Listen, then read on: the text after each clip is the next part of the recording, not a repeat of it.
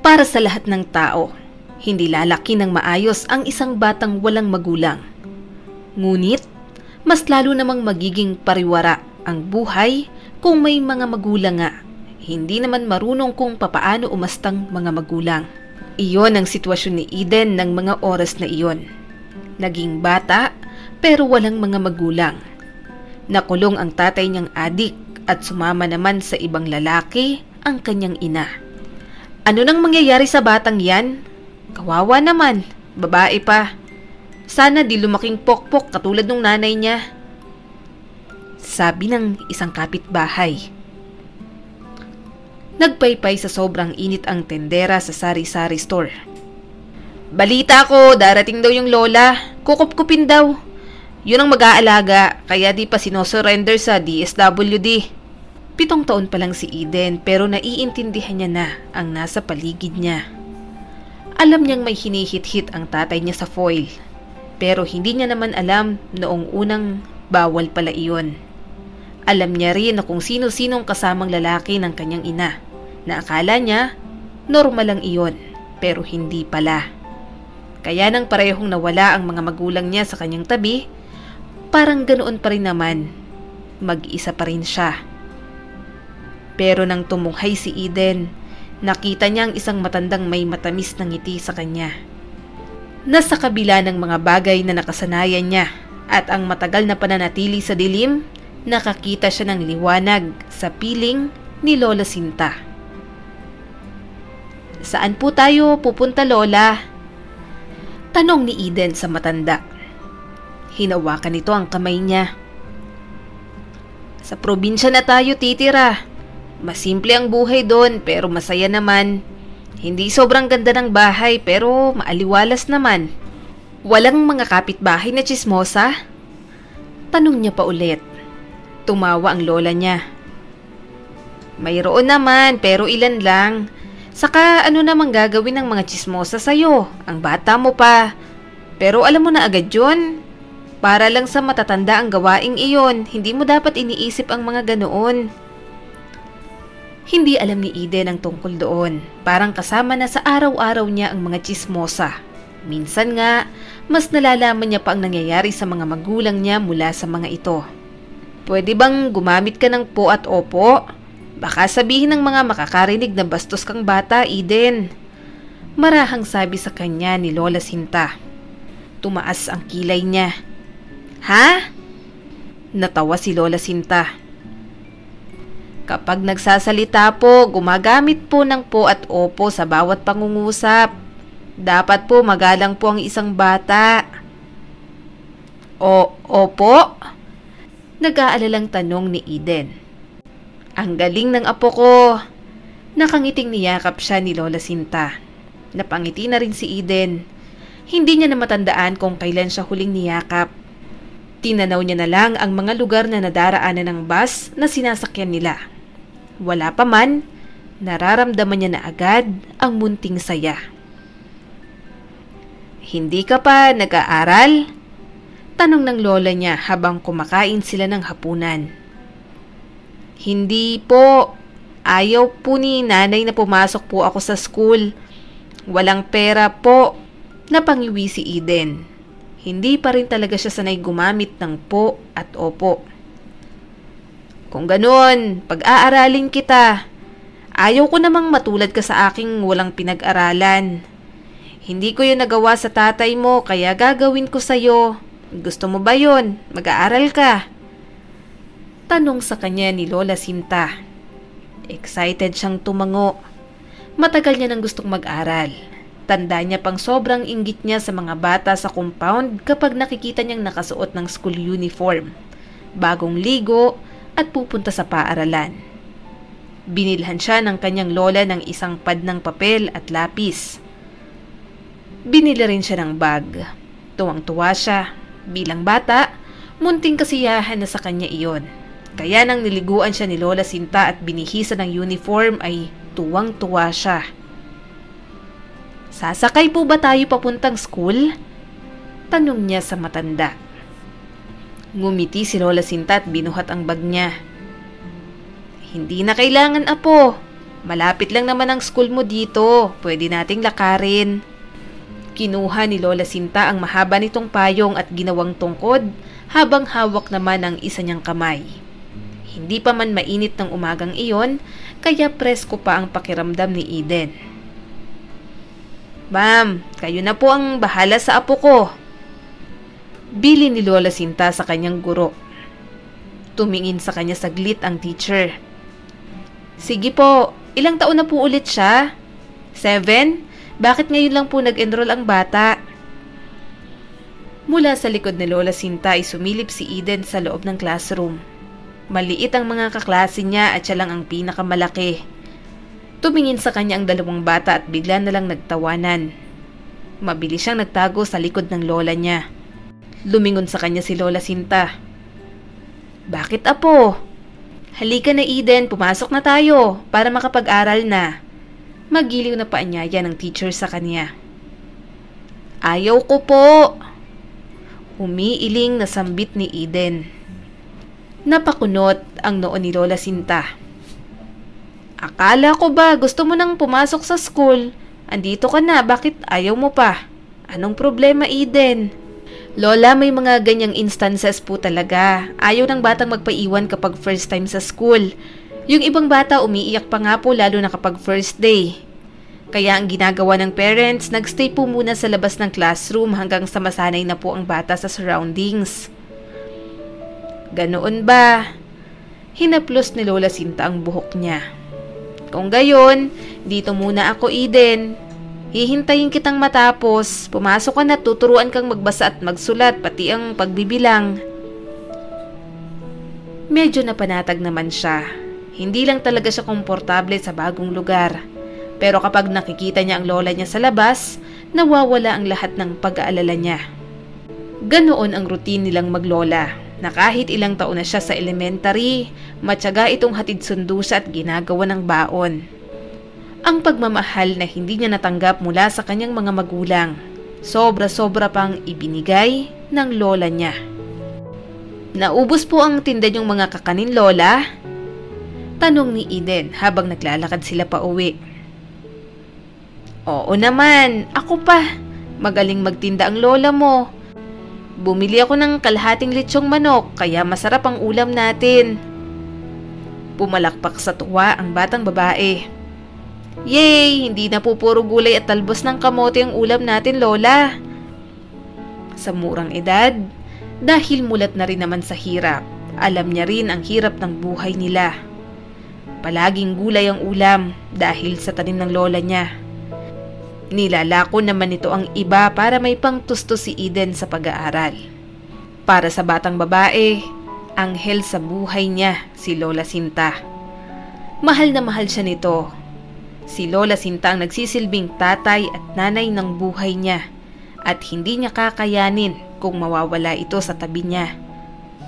Gayunpaman, may mga bagay o taong gustuhin niya mang manatili, alam niyang hindi maaari. Lumipas ang mga taon, unti-unti na siyang nagiging dalaga. Nagbabago ang pananaw sa buhay at hindi na nakokontento sa mga bagay na simple lang. Anong pakiramdam ng may manliligaw? Curious na tanong ni Eden sa schoolmate niyang si Cindy. Nasa school canteen kasi sila. Tanaw na tanaw nila sa covered court ng school ang panliligaw ng isang lalaking estudyante sa pinakamaganda sa school nila.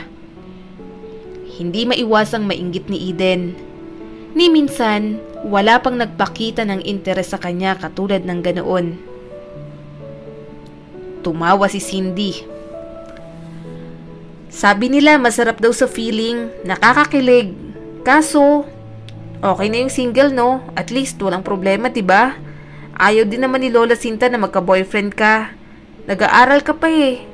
Ang conservative mo pa. Hindi ko ina-expect na sa'yo magagaling yung tanong na yan. Alam ko naman yun. Ayaw ni Lola Sinta na matulad ako sa nanay kong maagang nabuntis. Pero, para kasing nakakainggit. Gusto ko na rin ma-experience yun kahit maligawan lang. Munting hiling ni Eden para sa sarili. Tsaka, hindi naman ako sobrang conservative.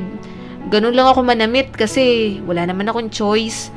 Yun yung mga binibiling damit sa akin ni Lola. Saka yung iba, pinaglumaan niya lang o kaya bigay ng mga kapitbahay namin. Napailing si Cindy. Saka mo na lang pangarapin ang maligawan kapag nakapagtapos ka na. Sabi kasi ng nanay ko, mas masarap daw magka-boyfriend kapag may magandang trabaho na. Nagkibit balikat lang si Eden. Hindi niya alam kung bakit basta na lang siyang nasasabik sa ganoong pakiramdam. Siguro, masyado na talagang boring ang buhay niya at kailangan ng kaunting saya at kilig. Hindi pa ubos yung kakaning paninda ko. Ibenta mo naman sa section mo. Pakiusap niya kay Cindy. Tumaas naman ang kilay nito. Bakit? Walang bumibili sa section nyo? Ayaw na nilang bumili sa akin. Alam mo ba, kahit hindi naman nila sabihin sa akin, talunan yata ang tingin nila sa tulad ko sa room. Tuwing groupings, kapag hindi ina-assign ng teacher, palagi na lang ako yung nahuhuling mapili. Hindi naman ako bobo. Kapag hihiram ako ng gamit, kunyari ng glue, ayaw din nila. Hindi naman sila masama, pero hindi rin naman sila mabait sa akin. Napairap si Cindy. Bakit? Nandito naman ako kaibigan mo ako. Alam ko naman yon. Siyempre magkababata tayo tsaka magkapitbahay. Sanay ka na sa akin. Wala ka naman ding choice kundi kaibiganin na lang ako kasi palagi mong nakikita yung pagmumukha ko. Natatawang sabi naman ni Eden. Pareho na lang silang tumawa. Pero sa kalooban ni Eden, hindi siya masaya sa trato sa kanya ng lahat. Sabi pa noon sa nabasa niya, high school daw ang pinakamansayang part ng kabataan. Pero hindi niya maramdaman ang saya na iyon. Ilang sandali pa'y naghiwalay na rin silang magkaibigan at bumalik sa kanya-kanyang classroom. Ang huling subject ay ginamit na lang ang oras para sa general cleaning, kaya nasa banyo siya at nagbabanlaw ng map. Pumasok sa banyo ang ilan niyang mga kaklaseng babae. Mabuti na lang, hindi siya kita ng mga ito. Nag-aayos kasi ang mga ito ng itsura sa general cleaning. Grabe, nakakapagod. Ang haggard ko na tuloy. Dumaan yung crush ko kaso panira si ma'am. Bigla ba naman akong pinagkudkod ng putik sa tiles? Naiiritang sabi ng kaklase niya. Lihim na natawa si Eden. Kilala niya ang boses na yon. Muse ng section nila iyon. Hindi naman ito sobrang ganda pero dahil maapil sa lahat, ginawa nilang muse. Bakit kasi hindi na lang yung si Eden ang pinaglinis? Mas mukha namang katulong yun. Dugyot pa. Patuloy ng muse nila. Nawala ang bahid ng tawa sa mga labi ni Eden. Mas lalo siyang nagsumikap na tumahimik. Natatakot siyang mapansin ng mga itong nandoon siya sa loob. Tumawa ang isa niya pang kaklase. Tama ka. Dugyot talaga yon. Ang gusto tatang dilaw ng uniform. Sira pa yung sapatos. Di makabili ng bago. Tapos yung pabango. Grabe, amoy pang matanda. Parang walang magulang. Igaga ka. Wala naman talagang magulang yon. Sabi daw, pokpok daw yung nanay ni Eden. Tapos, adik naman daw yung tatay. Nakakulong daw eh. Sabay-sabay na tumawa ang mga kaklase niya sa loob ng banyo. Napakagat na lang si Eden sa labi niya at tiningnan ang sapatos niyang nababasa na. Ganoon pala ang turing sa kanya ng kanyang mga kaklase. Dugyot pala siya at lihim na pinagtatawanan. Luma na ang uniform niya. Pinaglumaan pa nga iyon ni Cindy na hiningi lang ni Lola Sinta para sa kanya. Noong una, tuwang-tuwa siya. Pero nang marinig niya iyon, unti-unti siyang nainis. Gustong-gusto niyang hubarin iyon. At ang amoy niya, noong una, okay naman sa kanya yon. Pabango niya iyon at tinitipid niya pa. May nagbigay sa Lola Sinta niya ng pabangong iyon at galing pa daw sa Saudi. Mabango naman para sa kanya. Pero ng mga oras na iyon ay gusto niya na lang yung itapon. Eden, naubos na yung kakanin ni Lola Sinta. May benta na kayo. Bungad sa kanya ni Cindy nang nasa gate na siya. Salamat. Napabuntong hiningang sabi ni Eden. Inabot sa kanya ni Cindy ang pera. Oh, bakit nakabusangot ka pa dyan? Hindi ka ba masaya na nakabenta ka? Pagod lang ako. Umuwi na tayo. Hindi siya okay. Sobrang sama ng loob niya. Gusto niyang maghanap ng masisisi. Labis ang pagkairita niya sa lahat ng nangyayari sa kanya sa araw na iyon. Pagkarating sa bahay, padabog niyang binagsak ang bag. Naiinis talaga siya. Marahas niya ring hinubad ang uniform na suot-suot. Tumalsik pa ang botones pero wala na siyang pakialam. Humiga siya sa katre nilang kawayan ng lola niya pagkatapos magbihis. Doon, tuluyan na siyang umiyak. Nagising na lang siyang nakauwi na pala ang lola niya. Hindi ka pa nakapagsaing, apo? May iniwan naman akong bigas. Natulog ka pala pag uwi. Pagod ka ba? Ako nang nagluto. Nakita ko rin ang uniform mong basta mo na lang kinalat sa sahig. Ako namang bata ka. Dapat iniingatan mo ang uniform mo. Sermon sa kanya ni Lola Sinta habang maingat na tinatahi ang botones sa kanyang uniform. Sorry po, Lola. Lumapit siya sa matanda at nagmano. May problema ba, Eden? Nag-aalalang tanong ni Lola Sinta. Wala po. Ako na lang po ang maghahain ng pagkain. Nakonsensya si Eden. Sa sobrang inis niya kanina, sinira niya ang botones ng uniform niya at pinabayaan na lang iyon. Gusto niya sana iyong itapon, pero ang Lola Sinta niya, maingat iyong hinawakan na parang iyon ang pinakamahal na damit ng kanyang apo. Tahimik lang silang kumain ng hapunan. Ayaw niyang malaman pa ng matanda ang saloobin niya. Baka sumama lang din ang loob nito sa kanya. Kinabukasan, tamad na tamad siyang pumasok. Naiwan nga siya ni Cindy. Kahit ang mga paninda niyang kakanin, hindi niya na dinala. Malapit na siya sa school nang bigla siyang nadulas sa putikan. Sobrang dumi ng uniform niya. Hindi naman niya dadamdamin iyon kaso nakita ng mga kaklase niyang nanglalait sa kanya ang nangyari. Hindi na pumasok si Eden. Umiiyak siyang tumakbo pabalik sa bahay nila. Sa pagtakbo niya, tuluyan ng humiwalay ang swelas ng kanyang sapatos. Ganong itsura ang naabutan ng lola niya. Naku pong bata ka! Anong nangyari sa'yo? Nag-aalalang tanong ni Lola Sinta. Hindi sumagot si Eden. Umiyak lang siya ng malakas. Ayaw niya ng ganoong buhay. Hindi niya matanggap na pinagtatawanan siya sa school. Sabi ko sa'yo, huwag mong dumihan ng uniform mo, di ba? At ang sapatos mo, bakit hindi mo iningatan? Sermon na naman sa kanya ng kanyang lola. Dapat matuto kang mag-ingat ng gamit mo. Alam mo namang... Lola! Umiiyak niyang sigaw at ibinato ang sapatos niya. Bakas ang gulat sa mukha ni Lola Sinta. Ano bang nangyayari sa'yo, apo? Mas lalong lumakas ang iyak niya. Dalaga na siya pero para siyang batang nagmamaktol. Gayunpaman, wala siyang pakialam. Hindi na napigilang sumabog ni Eden. Paano ko po iingatan ng mga sira na talaga? Yung mga sapatos, ang pangit na. Yung uniform ko halatang kupas at lumang-luma na. May pera naman tayo, Lola. Nakakabenta naman po ako ng kakanin. Bakit wala po akong maayos na gamit? Bakit niyo ako tinitipid ng ganito? Nangilid ang mga luha ni Lola Sinta. Umiwas siya ng tingin kay Eden. Tumakbo siya papunta sa banyo at doon umiyak ng umiyak. Nang mahimasmasan si Eden, naligo na lang siya. Paglabas niya ay wala ng lola niya doon. Nang mapag-isa sa bahay, sakalang tumimo sa isip niya ang mga sinabi niya kay Lola Sinta. Gusto niyang mag-sorry pero hindi niya alam kung papaano. Kaya naman, nagluto na lang siya ng hapunan para may makain ang lola niya pag uwi nito. Nang matanaw niya ang lola niya sa labas, napaayos agad siya ng upo niya. Pagpasok ni Lola Sinta sa loob, tumayo agad si Eden.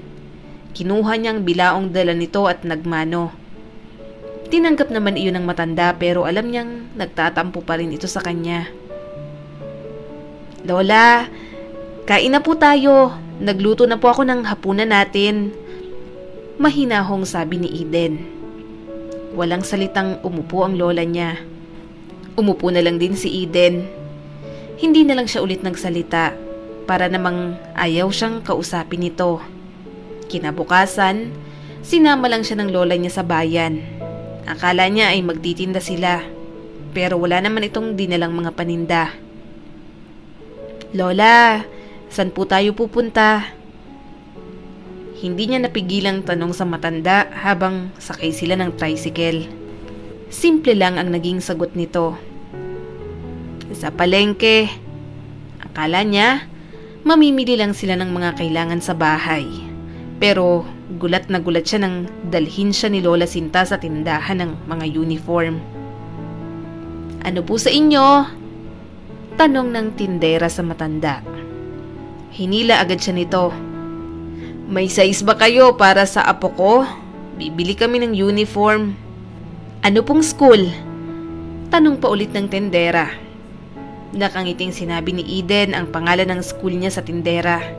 Nang sandali silang maiwan, hindi niya napigilang yakapin ang lola niya. Salamat po. Sorry din po, Lola. Naluluha niyang sabi. Tinapik ng lola niya ang kanyang braso. Ayos lang, apo. Sorry kung masyado kitang tinitipid. Hayaan mo't bibili naman tayo ng bagong sapatos. Baka iniisip mong hindi na kita mahal. Umiling agad si Eden. Alam ko naman pong mahal niyo ako, Lola. Sorry po kung nasigawan ko kayo. Hindi na po mauulit. Mahal kita kaya gusto kong maging masaya ka, apo. Yun naman talagang gusto ko. Nakangiting sabi pa ni Lola Sinta. Katulad ng pangako nito, binilhan nga siya ng bagong sapatos. Tinanong pa siya nito kung may iba pa siyang gusto. Sinamantala na yun ni Eden at nagpabili siya ng mga bagay na gusto niya. Hinila niya ang lola niya sa isang tindahan. Gusto niya kasing magpabili ng pabango na pangdalaga talaga. Saka ng lipstick na din. Mahilig ka pala sa make-up. Pwede ba yan sa school ninyo? Nag-aalalang tanong ni Lola Sinta. Tumango naman siya. Opo, pwede po. Saka hindi naman po sobrang kapal nito. Nakita ko po ang mga kaklase kong gumagamit nito. Try natin sa'yo, Lola. Nako, ano ka ba? Hindi bagay sa akin yan. Ang tanda ko na, oh. Natatawang sabi pa nito. Hindi po yan. Halika po, lalagyan kita. Nilagyan agad ni Eden ng lipstick at blush on ang lola niya. Nakangiting pinaharap niya ito sa salamin. Ayan, ang ganda naman ng lola ko. May asim pa. Maghanap po kaya kayo ng boyfriend. Pwede pa naman. Natatawang kinurot siya ni Lola Sinta. Tuwang-tuwa talaga siya sa banding nila at hiling niya sana ay ganoon na lang sila palagi. Kumain na rin sila sa labas. Nagtaka si Eden dahil siya lang ang may pagkain. Nasaan po yung sa inyo, Lola? Busog pa ako sa almusal natin kanina. Sige, kumain ka na lang dyan. Hindi rin naman ako mahilig sa kanyang mga pagkain. Baka malaglag pa ang pustiso ko. Nakangiting wika ni Lola Sinta at hinaplos ang buhok niya. Pareho na lang silang natawa. Masigla namang kumain si Eden. Titig na titig sa kanya ang kanyang lola at bakas ang tuwa sa mukha nito. Nang matapos kumain, umuwi na rin sila. Lola! Oh, bakit apo? Tanong ni Lola Sinta sa kanya nang maghahanda na sila sa pagtulog. Naglalambing na niyakap ito ni Eden. Mahal na mahal ko po kayo. Huwag po kayong mawawala sa tabi ko, ha? Kaya nang dumating na ulit ang araw ng pagpasok, excited na siya at taas na siyang naglakad papunta sa school. Nagpatirintas pa siya ng buhok kay Cindy para talagang maganda siya. Feel na feel mo namang ang ganda mo. Paninira ni Cindy sa umaga niya. "Huwag kang ang mahalaga, hindi na ako dugyot," napangusong sabi ni Eden. Pagpasok niya sa classroom, lihim siyang napangiti. Napalingon ng mga kaklase niya sa kanya at first time iyong nangyari. "Aba, parang may nagbago sa'yo," sabi ng katabi niya na hindi naman siya kinakausap noon. "Ha? Wala naman," pagmamaang-maangang sagot ni Eden. Ngumiti ang kaklase niya. "Ang glowing mo kasi. Bago pala uniform mo tsaka nakaayos yung buhok mo. Bagay sa'yo. Salamat." Nakangiting wika ni Eden. Simula nang makatanggap siya ng papuri mula sa mga kaklase ay hindi na siya nagpabaya sa sarili. Palagi na siyang nag-aayos. Para sa kanya, masarap sa pakiramdam na napapansin sa magandang dahilan. Dumating ang Valentine's Day sa school nila. Abala siya sa pagbabasa sa loob ng classroom nang biglang nagsigawan ang mga estudyante sa paligid niya. Nang mapalingon siya, napasinghap si Eden nang makita si Luke. May dalang heart-shape na lobo at chocolates habang naglalakad papalapit sa kanya. "Eden, pwede bang manligaw?" Nakangiting tanong sa kanya ni Luke. Nahihiyaman siya pero hindi mapigilan ang mga ngiti sa labi niya. "Sige." First time niyang makatanggap ng ganoon. Crush niya rin naman si Luke kaya tinanggap niya yon. Kaya nang pauwi na sila, hinatid siya ng binata habang nasa likod naman nila ang nakabusangot na si Cindy. "Eden, pwede bang mag-date tayo sa Sabado?" Bulong sa kanya ni Luke. Sinipit niya ang buhok sa tainga.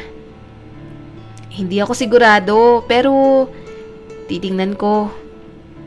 "Sana makapunta ka. Ipapakilala kita sa mga kaibigan ko." Hinawakan ni Luke ang mga kamay niya. Mas lalong napangisi si Eden. Ramdam niya ang kumakalat na kilig sa buong sistema niya. Para siyang nakalutang. "Oy, Eden!" Ilang sandali pa ay tawag ni Eden sa kanya. Ayaw niya sanang lumingon sa kaibigan, pero dumaan si Cindy sa gitna nila ni Luke. Nang hinayang agad siya nang mabitiwan ang kamay nito. Gusto niya pa naman ang pakiramdam ng mainit na kamay ng binata. "Bakit ka sumisingit? Panira ka ng diskarte." Naiiritang sabi ni Luke kay Cindy. Hindi naman ito pinansin ni Cindy at hinila na si Eden. "Umuwi na tayo. Hanggang kanto na lang tong kumag na to, ah." "Ano? Ako kumag?" Mas lalong naiirita si Luke. Pinandilatan siya ni Cindy. "Patay ka kay Lola Sinta. Di ba bawal kang magpaligaw tapos magpapahatid ka pa?" Napasinghap si Eden. Nakalimutan niya iyon.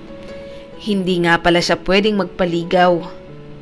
Lumapit ulit siya sa binata. "Luke, sorry. Hanggang dito mo na lang ako ihatid. Pasensya ka na. Mapapagalitan kasi ako ni Lola." Napakamot na lang si Luke sa batok.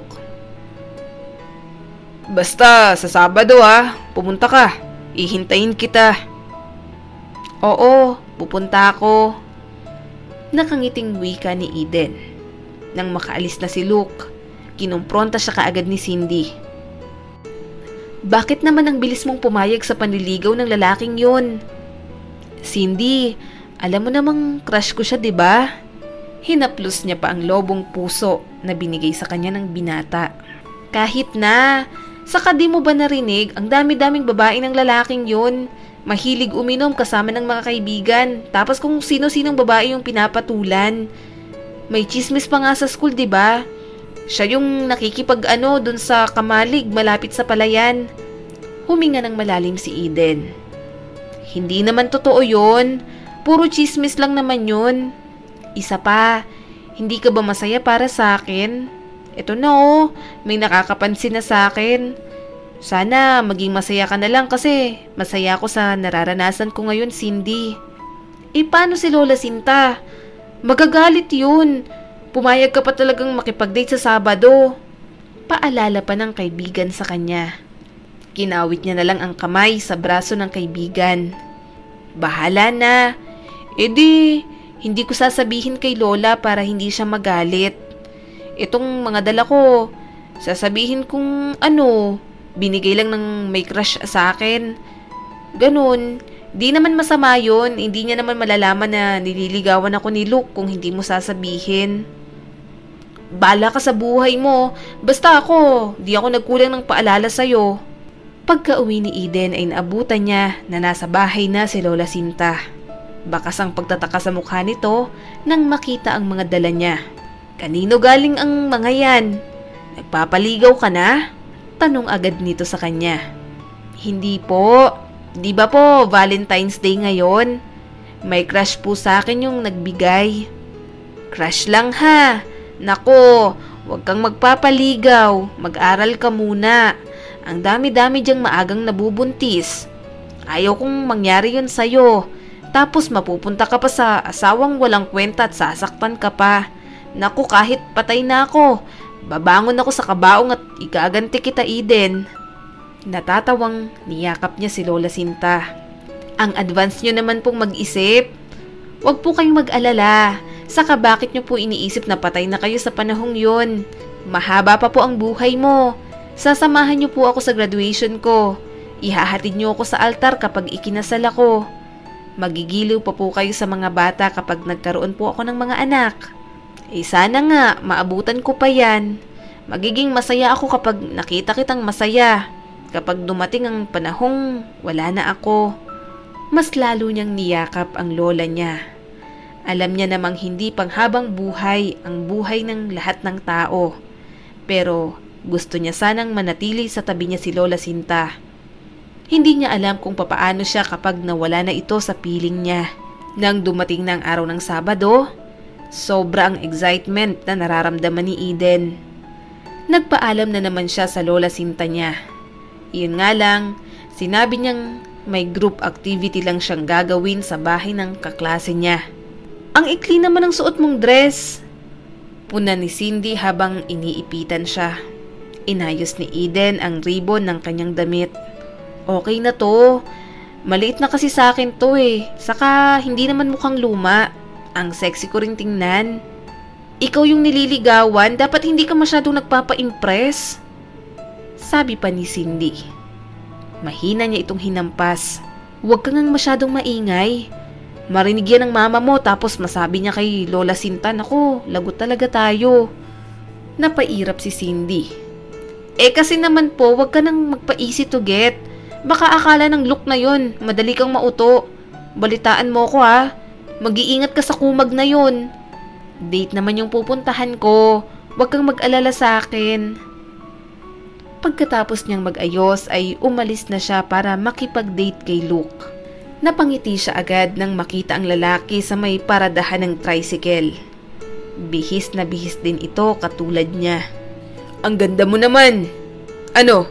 Tara na? Paanyaya sa kanya ni Luke. Tumango naman siya kaagad. Sumakay na sila sa tricycle. Sa loob, panay ang hawak ni Luke sa baywang niya. Hinayaan niya na lang. Hindi naman siya nababastos. Ang totoo ay kinikilig pa nga siya. Dahil sa ikli ng suot niya, tumataas iyon. Tinutulungan naman siya ni Luke hilahin iyon pababa. Kahit medyo kinakabahan siyang lumalapat ang mga daliri nito sa hita niya. Sorry, tumataas kasi ang damit mo. Inaayos ko lang.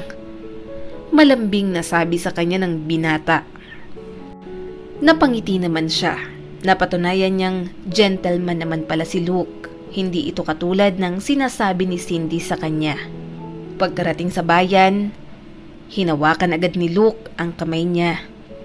Pinakilala din siya nito sa mga kaibigan. Tuwang-tuwa naman si Eden. Ang iba ay college students na at magagandang pumorma. Halatang mga rich kid. Akala niya, pupunta sila sa isang restaurant. Pero nabigla na lang siya nang pumasok sila sa isang bar. Teka Luke, anong ginagawa natin dito? Bawal tayo dito, sabi niya sa lalaki. Sumabat sa usapan ang babaeng kaibigan ni Luke. Hindi yan, kilala ko yung may-ari dito. Ako bahala sa inyo. Huwag kang KJ. Let's enjoy the party na lang. Yumuko si Luke at bumulong sa kanya. Huwag kang mag-alala. Mag-e-enjoy ka dito. Nang tuluyan na silang makapasok ay tinakpan niya agad ang isang tainga niya. Hindi siya sanay sa ganoon kaingay at ang mga ilaw sa dance floor kung saan may nagsasayaw ng mga tao. Kailan na ba ang huli niyang punta sa club? Bata pa siya noon, sinama siya ng nanay niya at kung maaari, ayaw niya nang balikan ang araw na iyon. Pagkaupo nila, naglapag agad ng inumin sa lamesa. Tumabi sa kanya si Luke at inilagay ang braso sa sandalan ng upuan. Inabot sa kanya ni Luke ang isang bote ng beer. Uminom ka, light beer lang naman yan. Umiling agad si Eden. Hindi ako umiinom, baka magalit sa akin si Lola. Tumawa ang binata at uminom ng alak. Wala naman ang lola mo dito. Sige na, tikman mo lang, masarap yan. Nag-aalangan niyang ininom iyon. Nagusot ang mukha niya dahil sa sobrang pakla ng inumin. Hindi naman masarap. Sabi mo masarap. Humalakhak si Luke. Binigay sa kanya ang pulutan. Hindi ka pa kasi sanay. Pero kung lagi kang nandito, masasanay ka din. Tingnan mo nga sila kahit babae. Laklak kung laklak. Tiningnan ni Eden ang mga kasama niya. Umiinom nga ang mga ito na parang sanay na sanay. Pinilit niya na ring inumin ang hawak niya. Kahit iyon na lang ang ubusin niya. Ayaw niya namang masabihang hindi siya marunong makisama. Medyo nahihilo na siya pero kaya niya pa naman. Ilang sandali pa, bigla na lang siyang hinila ni Luke sa dance floor. Halika, sayaw tayo. Bulong nito sa kanya at sinayawan siya sa likod niya. Medyo lasing na ito. Luke, hindi ako marunong sumayaw. Okay lang, sumayaw ka lang. Nag-init ang mga pisngi niya nang lalong dumikit sa likuran niya ang binata. Ramdam niyang pagalaw nito. Mas lalo pa silang nagdikit nang ipulupot ni Luke ang braso sa bewang niya. Hinayaan niya lang iyon at nagpadala sa tugtog. Namalayan niya na lang na naghahalikan na sila ni Luke sa isang madilim na sulok sa bar na iyon. Hindi mapigilan ni Eden ang sarili niya. Parang may pinupukaw na sensasyon sa sistema niya ang binata. Natigil lang sila nang tumunog ang cellphone ni Eden. Hinihingal niyang tinulak si Luke. Sandali lang, sasagutin ko yung tawag. Mamaya na yan. Hindi nagpaawat ang binata at hinila siya nito pabalik. Napadaing si Eden pero itinulak niya si Luke at tuluyang lumayo rito. Hindi naman tayo. Hindi dapat tayo naghahalikan ng ganito. Saka bata pa tayo. Hindi mo pa ba ako sinasagot sa lagay na to? Naghalikan na tayo't lahat-lahat. Manliligaw mo pa rin ako? Naiiritang tanong ng binata sa kanya. Hindi niya rin alam kung bakit niya nagawa iyon. Siguro, epekto ng alak na nainom niya ang mga kilos niya. Lumakas ang loob niya at nawala ang takot niya. Nahihilo at namumula na rin siya. Hello, Cindy! Bungad ni Eden pagsagot sa tawag. Hoy, babae ka na, saan ka na? Hinahanap ka na ni Lola Sinta. Ang lola mo, nawalan siya ng malay kanina. Imporma sa kanya ng kaibigan. Parang nawala ang kalasingan ni Eden sa narinig. Sobrang pag-aalala niya. Gusto niyang puntahan agad si Lola Sinta. Anong nangyari? Tanong ni Luke sa kanya. Ano? Iiban mo ko rito? Sige, ganyan ka naman. Bahala ka nga dyan. Wala na siyang pakialam kay Luke ng mga oras na yon. Kahit nahihilo pa siya. Umuwi na lang siyang mag-isa. Pagkadating sa bahay, nakita niya agad si Lola Sinta na natutulog na sa kama. Kasama ng matanda si Cindy at ang mama ng kaibigan niya. Ano pong nangyari? Nag-aalalang tanong niya rito. Sumagot naman si Cindy. Nawala ng balanse kanina habang nagluluto. Nahilong lola mo. Sinabi ko ngang magpa-check up, ayaw naman. Nagpahinga na lang. Huwag mo na lang storbohin para makatulog ng maayos. Nangingilid ang mga luhang lumapit siya sa lola niya. Marahan niyang hinawakan ng kulubot nitong kamay. Hindi niya alam ang gagawin kapag may nangyaring masama sa kanyang Lola Sinta. Lumipas ang mga araw. Naging maayos naman ang lola ni Eden. Hindi na siya masyadong nag-aalala. Masaya naman ang matanda kaya mas lalo siyang napanatag na okay na nga ito. Sorry na. Hayaan mo naman akong bumawi, Eden. Pakiusap sa kanya ni Luke at hinarangan pa siya sa labas ng classroom. Ayoko na nga, hindi na ako magpapaligaw. Magagalit sa akin si Lola. Akala ko ba gusto mo ako? Manahimik ka nga, baka may makarinig sa'yo. Alam ko namang gusto mo ako, takot ka lang malaman ng lola mo. Eh di, secret na lang. Ano, tayo na? Hindi makatanggi si Eden. Gusto niya rin kasi talaga si Luke. Nakonsensya lang naman siya dahil habang sumusuway siya, may nangyayari na palang masama sa lola Sinta niya. Sama ka ulit sa amin ng barkada sa Sabado. Babawi ako sa'yo. Pati sila, babawi na rin sa'yo. Parang nahihipnotis mo siyang tumango. Sige, pupunta ako. Iniwan na siya ni Luke at bumalik na sa classroom nito. Pumasok na rin sa loob si Eden. Alam niyang mali ang ginagawa niya. Pero hindi niya talaga kayang hindi magpadala sa tukso. Yung isa dyan, gandang-ganda sa sarili. Porke nililigawan ng gwapo. Parinig sa kanya ng bida-bidang muse ng klase. Tumawa naman ang isang alipores. Sus, dugyot pa din naman. Mukhang maayos dito sa school pero baka laging bagoong ang ulam. Nakita niyo ba yung lola niyan? Butas-butas ang damit, parang pulubi. Padabog na nilapag ni Eden ang gamit niya sa lamesa. Napatingin ang mga kaklase niya sa kanya. Akala mo kasi kung sino. Natatawang sabi pa ng isa. Nilapitan ni Eden ang mga ito. Ano bang problema niyo sa akin? Inis na inis kayo sa akin tapos idadamay niyo ang lola ko? Eh kasi totoo naman 'di ba? Mahirap pa kayo sa daga. Tingnan mo nga yung lola mo. Maitim, madumi, tsaka nasa bangketa. Naku kung alam ko lang, baka marumi rin yung mga tinitindan yung pagkain. Mga dugyot kayo. Pangmamaliit nito sa kanya. Pikang-pika na ako sa'yo. Sumusobra ka na. Sigaw naman ni Eden. Hindi pala away si Eden pero sa pagkakataong iyon, hindi niya napigilang makipag-away. Nakipagsabunutan siya. Wala siyang pakialam kahit pinagtulungan pa siya ng mga ito. Dahil sa nangyari, nadala tuloy sila sa guidance. Napalingon siya sa pinto nang makita ang nanay ni Cindy. Guardian po ako ni Eden. Hindi po makakapunta ang lola niya. Ano pong nangyari? Tanong nito sa guidance counselor. Nakipagsabunutan ho sa klase itong si Eden. Sayang, nasa honor roll pa naman. Nakiusap na lang ang mama ni Cindy na palagpasin ang nangyari. Tahimik lang si Eden ang umuwi. Pero sobrang sama ng loob niya. Pagka-uwi niya, pinagalitan agad siya ni Lola Sinta. Ano ka ba naman, apo? Bakit ka nakipagsabunutan? Pinasasakit mo ang ulo ko. Bakit nagiging pasaway ka na? Ayaw lang kitang kumprontahin pero umuwi kang nakainom. Anong gusto mong mangyari? Gusto mo bang masira ang buhay mo? Galit at may halong tampo na sabi ng lola niya. Pinunasan agad ni Eden ang mga tumutulong luha. Gusto niya sanang sabihin ginawa niya lang naman iyon para ipagtanggol ito sa mga nanglalait sa kanila. Pero natabunan iyon ng kasalanan. Hindi niya maitangging nakainom siya.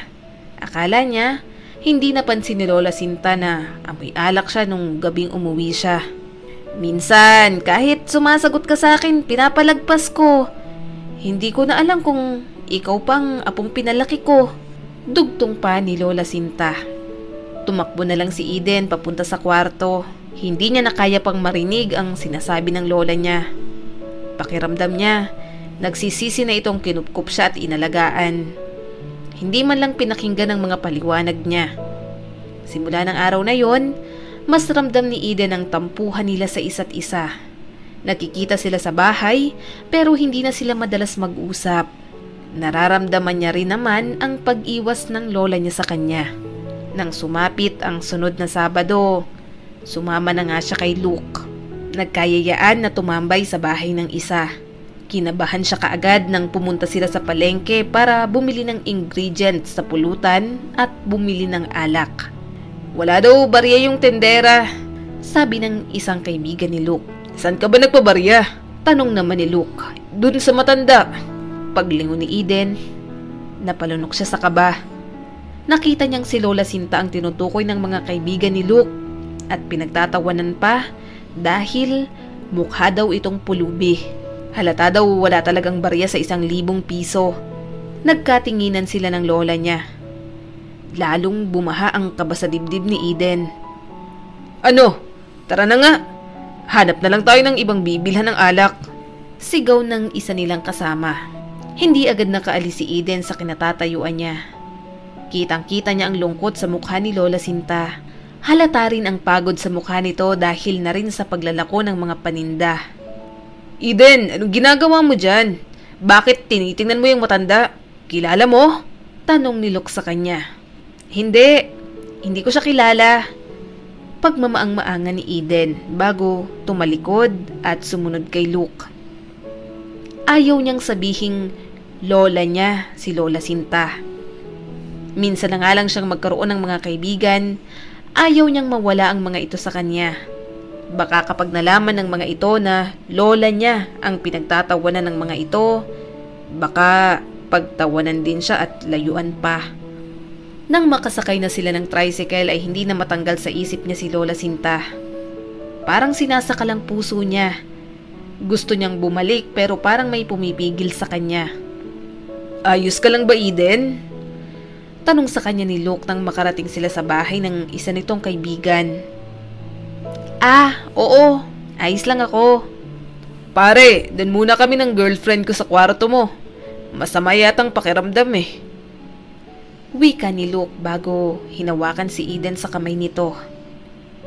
Hinila siya nito papunta sa kwarto. Akala niya talagang concern lang ito sa kanya. Kaso nang umupo na silang pareho sa kama, maya-maya naramdaman niyang gumagapang na ang kamay nito. Teka Luke, ano bang ginagawa mo? Tanong niya rito, sabay tulak sa binata. Ano bang ginagawa ng mag-boyfriend at girlfriend? May kama tapos tayo lang ang nandito. Sige na, pagbigyan mo na ako, Eden. Luke, pasensya ka na, pero hindi ko gagawin yan. Bata pa tayo at hindi pa ako handa. Akala ko ba mahal mo ako?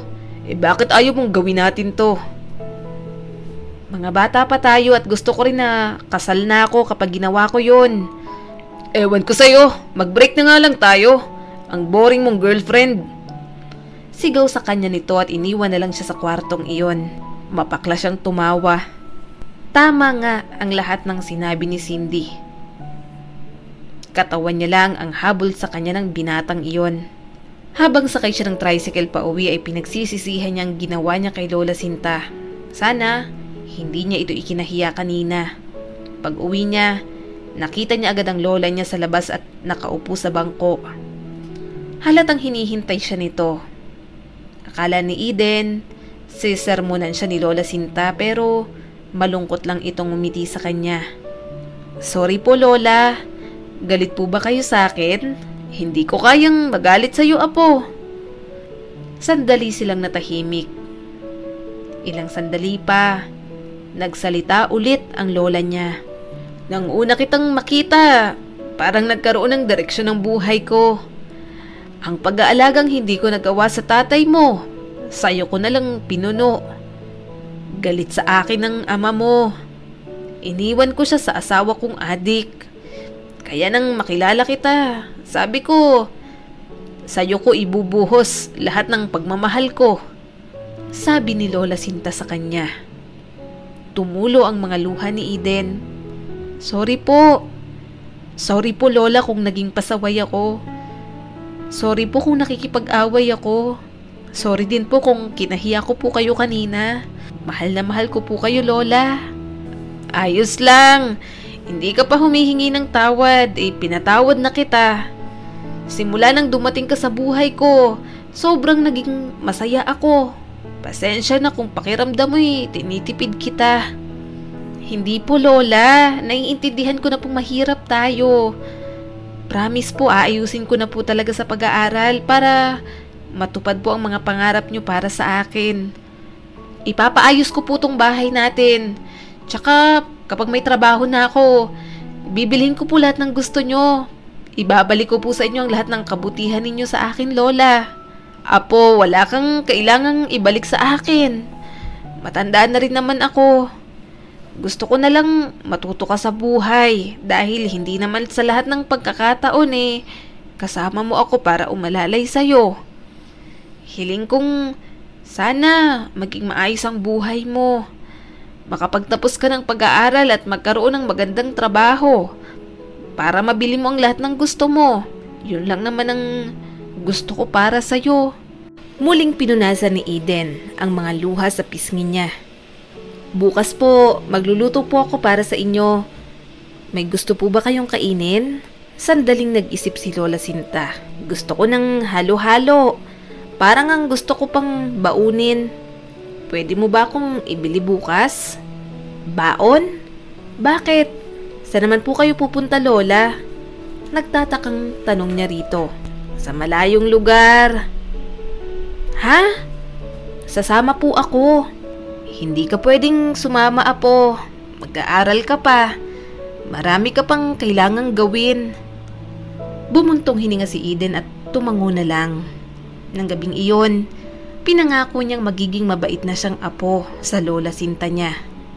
Hindi niya na muli itong ikakahiya pa. Kinabukasan, nagmamadali siyang umuwi. Matutunaw na kasi ang halo-halong dala niya para kay Lola Sinta. Pero, ganoon na lang ang gulat niya nang makitang maraming tao ang nakapalibot sa bahay nila. Ano pong nangyari? Bakit po nandito kayo? Nauutal at kinakabahang tanong ni Eden. Lumabas mula sa bahay nila ang mama ni Cindy. Eden, ang lola mo, wala na siya. Ano po? Nabitiwan niya ang halo-halong dala. Pumasok agad siya sa loob. Parang binagsakan siya ng langit at lupa nang makita niya si Lola Sinta na wala ng buhay sa katre nila. Lumuhod siya kaagad sa harap nito. Lola! Gumising ka po! Diba? Gusto niyo po ng halo-halo? Nagdala po ako. Bakit naman kayo ganito? Humahagulgol na sabi ni Eden. Tuluyang bumagsak ang mga luha niya at niyakap ang lola niya. Kaya pala parang namamaalam na ito kagabi. Kaya pala gusto nitong baunin ang paborito nitong halo-halo. Pupunta nga pala ito sa malayong lugar. May cancer ang lola mo, Eden. Ayaw niyang sabihin sa'yo dahil alam niyang mag-aalala ka.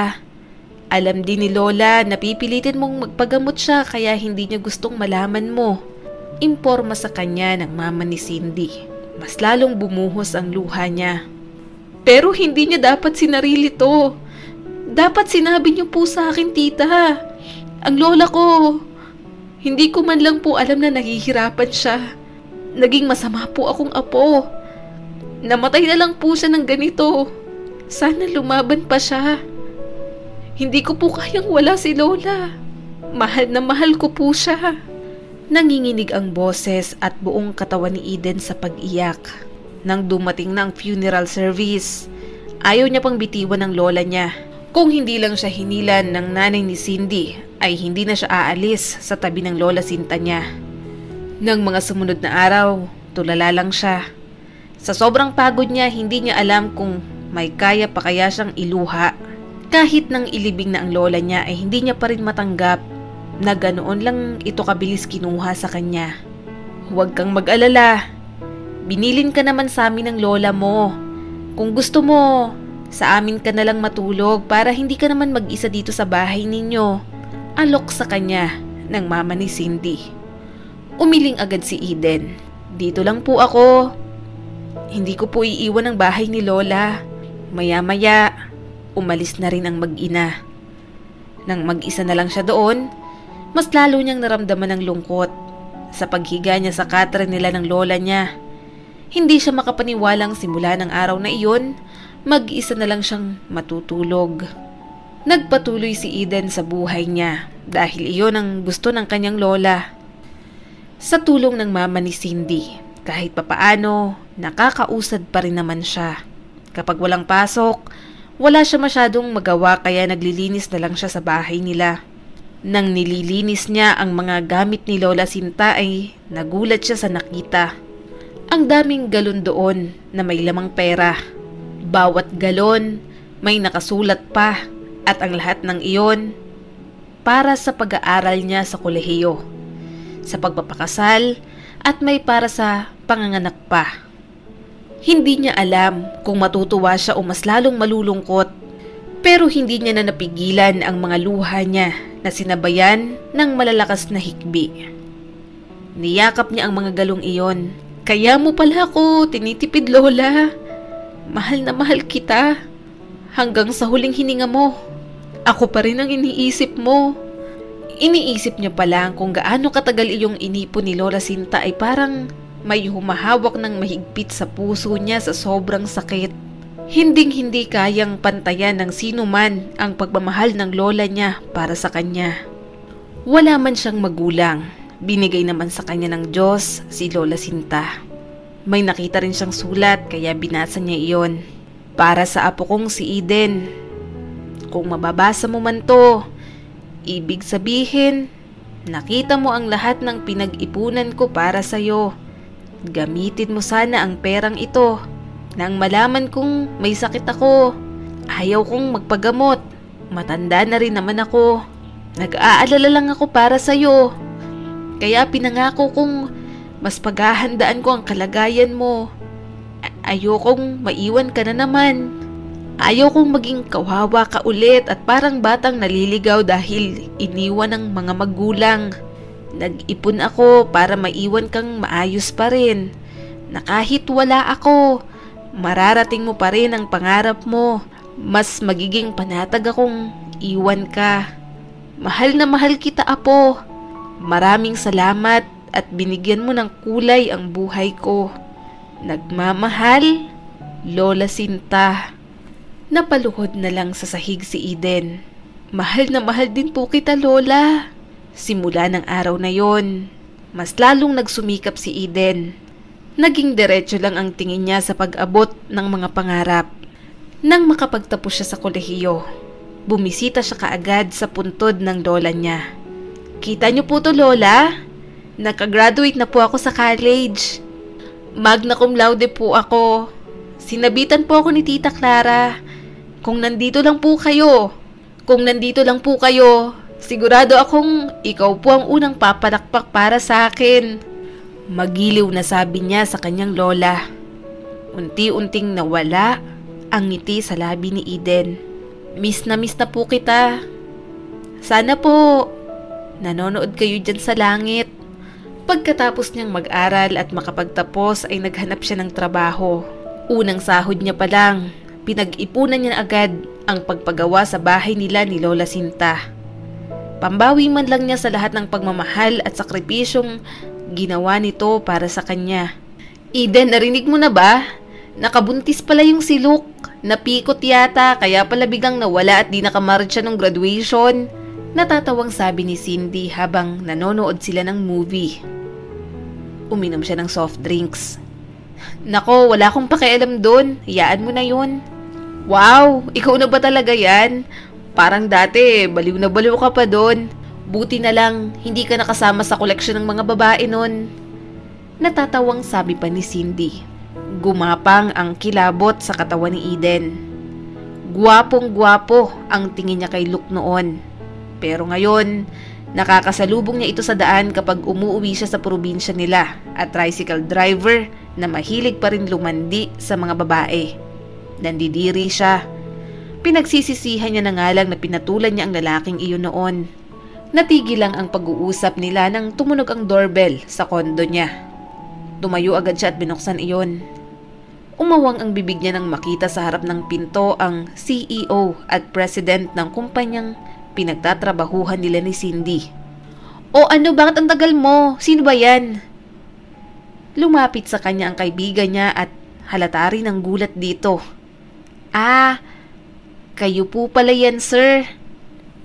Sino ba naman ang hindi magugulat? Nasa harap ng pinto ng bahay niya ang boss nila. Diretso ang tingin sa kanya at may dala pang isang malaking bouquet ng red roses. Eden, pwede ba akong manligaw? Hindi ko talaga gawain yung ganito pero dahil sinabi mong gusto mo ng ganito, kaya heto, dinalhan kita ng bulaklak. Namula siya sa sinabi ng boss niya, pero mas lalo siyang namula nang tumili si Cindy. Nahihiya niyang tinanggap ang bulaklak. Ilang buwan lang siyang niligawan ng boss niya at sinagot niya rin naman ito. Ramdam niya namang mahal siya ni Dylan at tumagal din ng 2 taon ang kanilang relasyon.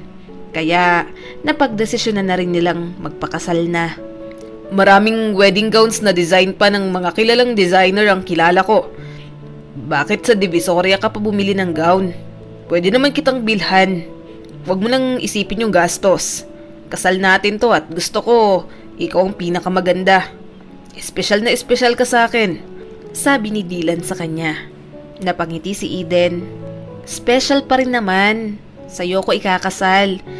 Gusto ko lang talagang bumili ng gown na kasya sa budget ko. Gusto kong gamitin ang pera ni Lola Sinta.